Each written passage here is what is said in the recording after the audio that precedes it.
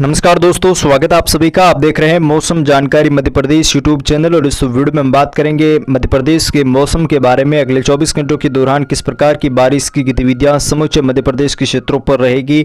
14 जून से लेकर 15 और 16 जून को कैसी बारिश की गतिविधियां मध्य प्रदेश के क्षेत्रों पर होने वाली है, उसके बारे में विस्तार से इस वीडियो में हम बात करेंगे। वीडियो को आप अंत तक पूरा जरूर देखें ताकि आपको पूरी जानकारी समझ में आए। साथ ही दोस्तों, चैनल पर पहली बार पधारे हैं तो चैनल को भी आप सब्सक्राइब जरूर करें ताकि आपको हर रोज मध्य प्रदेश की मौसम की सही व सटीक जानकारी समय पर मिलती रहे।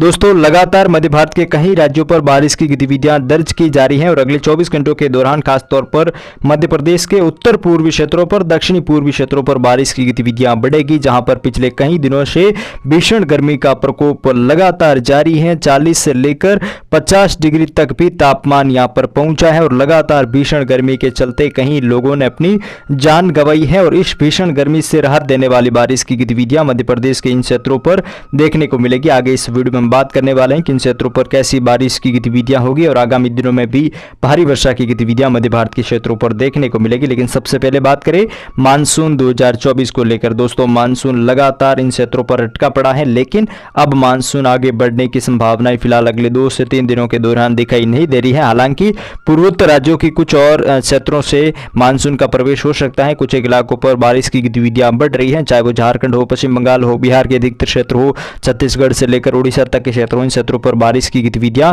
बढ़ रही है, जिसके चलते यहां पर मानसून आगे बढ़ सकता है। हालांकि संभावनाएं कम है कि मानसून अब आगे बढ़ेगा, लेकिन क्योंकि मजबूत सिस्टम नहीं है दोस्तों, बंगाल की खाड़ी में बना कुछ सर्कुलेशन सिस्टम भी इतना मजबूत या फिर खास दिखाई नहीं दे रहा है, लेकिन इसके चलते बादलों की आवाजाही यहां पर लगातार बढ़ रही है। मध्य भारत से लेकर जो पूर्वोत्तर राज्य है, इन क्षेत्रों पर लगातार आर्द्र वाली हवाएं, नम वाली हवाएं लगातार पहुंच रही है, जिसके चलते मेघजना वाले बादल बन रहे हैं और काफी स्थानों पर अच्छी खासी वर्षा की गतिविधियां दर्ज की जा रही है। तो वहीं महाराष्ट्र से लेकर तेलंगाना और जो कर्नाटक, केरल के इलाके हैं, तमिलनाडु से लेकर उड़ीसा, आंध्र प्रदेश के क्षेत्र हैं, साथ ही छत्तीसगढ़ से लेकर इन क्षेत्रों पर काफी स्थानों पर मध्यम तेज खंड वर्षा की गतिविधियां पिछले कई दिनों से दर्ज की जा रही है। लेकिन अगले 24 घंटों के दौरान मध्य भारत के भी कई राज्यों पर अच्छी खासी वर्षा की गतिविधियां होगी। खासतौर पर मध्य भारत के मध्य प्रदेश के क्षेत्रों पर बारिश की गतिविधियां रिकॉर्ड किए जाने की संभावना है। जहां पर भीषण गर्मी का दौर देखने को मिला, उन जगहों पर काफी स्थानों पर बारिश की गतिविधियां बढ़ेगी। सबसे पहले बात करें उन जिलों की जहां पर अगले 24 घंटों के दौरान मौसम शुष्क रहेगा या फिर ज्यादातर इलाकों पर बिखरे हुए बादलों की आवाजाही बनी रहने की संभावना है। सबसे पहले बात करें उत्तर पूर्वी, उत्तर पश्चिमी जो मध्य प्रदेश के क्षेत्र हैं,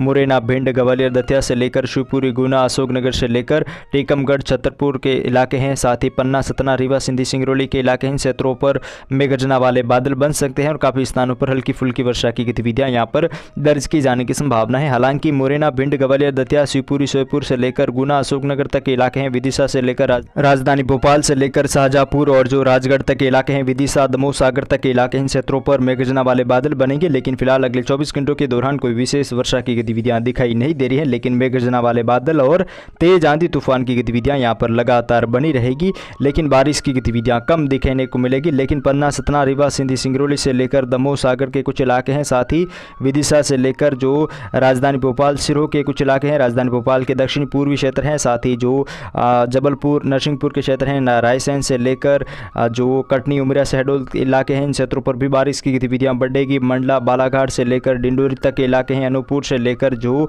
छिंदवाड़ा तक के इलाके हैं, इन क्षेत्रों पर भी हल्की मध्यम बारिश से लेकर मध्यम तेज खंड वर्षा की गतिविधियां और मेघगर्जना की गतिविधियां लगातार बनी रहने की संभावना है। कुछ स्थानों पर 40 से लेकर 50 किलोमीटर प्रति घंटे की रफ्तार से भी तूफानी हवाएं चलने की संभावना है। कुल मिलाकर दक्षिणी पूर्वी मध्य प्रदेश के क्षेत्रों पर जहां पर भीषण गर्मी का प्रकोप जारी था, वहां अगले 24 घंटों के दौरान अच्छी खासी वर्षा की गतिविधियां दर्ज की जाएगी। तो वहीं बात करें नीमच, मंदसौर से लेकर रतलाम, उज्जैन के क्षेत्र हैं, साथ ही थार, अलीराजपुर से लेकर बड़वनी, खरगोन से लेकर हजदा, होशंगाबाद से लेकर जो बुरहानपुर के इलाके हैं, इन क्षेत्रों पर भी हल्की फुल्की वर्षा की गतिविधियां दर्ज की जाने की संभावना है। अगले 24 घंटों के दौरान यहां पर भी मेघगर्जना वाले बादल बनेंगे और काफी स्थानों पर बारिश की गतिविधियां दर्ज की जाएगी। हालांकि बारिश की गतिविधियां कुछ स्थानों पर खंड वर्षा के रूप में देखने को मिलेगी। ज्यादा बारिश की उम्मीद फिलहाल दिखाई नहीं दे रही है। हल्की फुल्की वर्षा की गतिविधियां इन क्षेत्रों पर देखने को मिलेगी। 14 और 15 जून को, 16 जून को भी आगामी दिनों में भारी से बहुत भारी वर्षा की गतिविधियां दर्ज की जाएगी। मानसूनी बारिश की गतिविधियों के रूप में भी यहां पर मध्य भारत के कई राज्यों पर अच्छी खासी वर्षा की गतिविधियां दर्ज की जाएगी।